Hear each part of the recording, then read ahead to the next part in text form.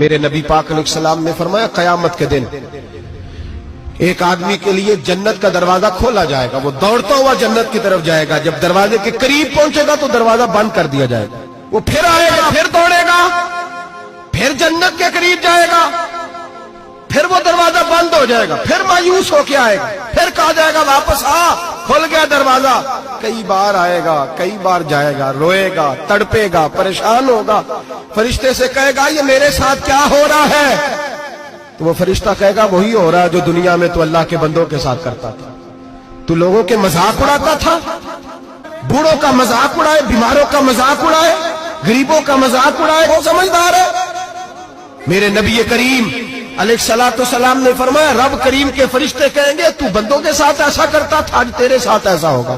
اب میرے بھائیوں بہت زیادہ نہیں کرتے لوگ آج مذاق؟ بڑا ظلم نہیں کرتے؟ تکلیف نہیں دیتے؟